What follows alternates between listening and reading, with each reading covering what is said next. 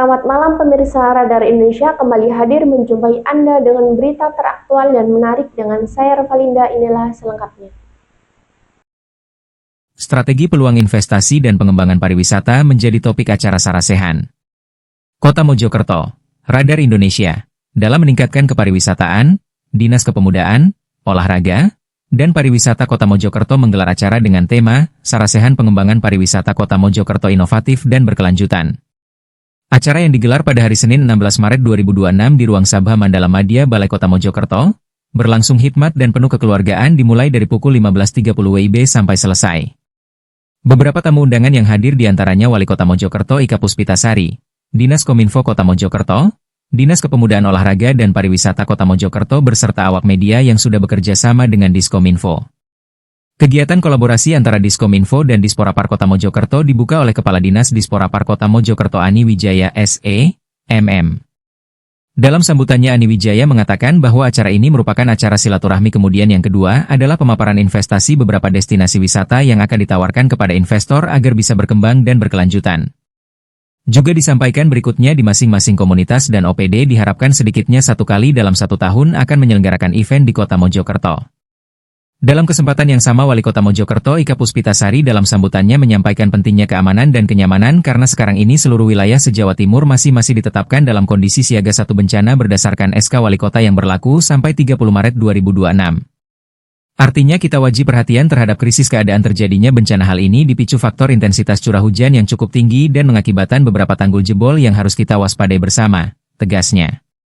Neng Ita juga menyampaikan mengenai perkembangan ekosistem destinasi wisata, baik bagi seni budaya dan pelaku UMKM Kota Mojokerto.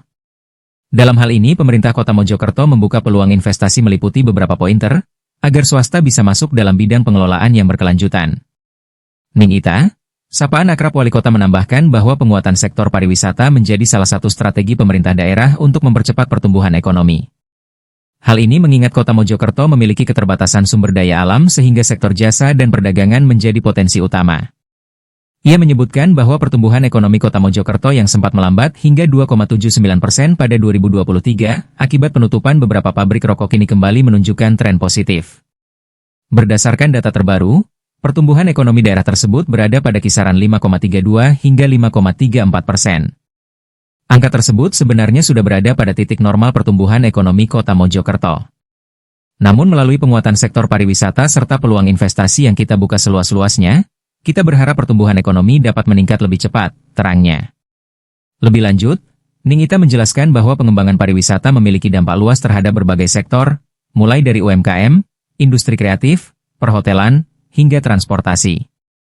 Dari sekitar 29.000 UMKM di Kota Mojokerto, lebih dari 16.000 diantaranya bergerak di sektor kuliner yang sangat berkaitan dengan aktivitas pariwisata.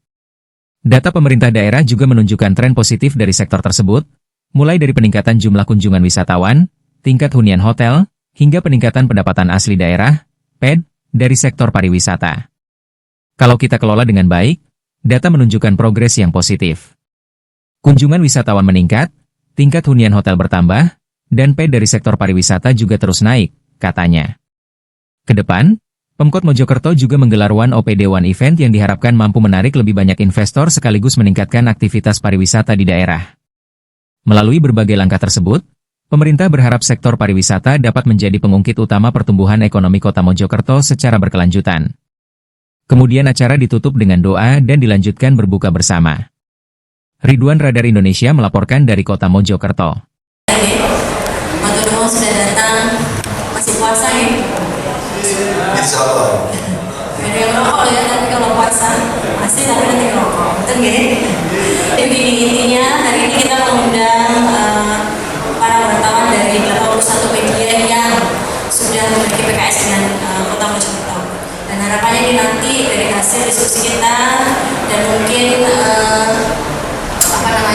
rencana-rencana ke depan dari Dispora juga nanti mungkin bisa dibelas di seluruh media yang sudah bekerjasama dengan pemerintah Kota Mojokerto. Nah ini juga mungkin kalau sudah dibelas di seluruh media, harapannya memang banyak sekali pengunjung yang datang gitu. Termasuk tadi disampaikan bahwa akan rutin digelar pertunjukan dari sekolah-sekolah gitu ya. Jadi nanti akan dibelas oleh seluruh wartawan di Kota Mojokerto supaya nanti banyak yang datang. Dan mudah-mudahan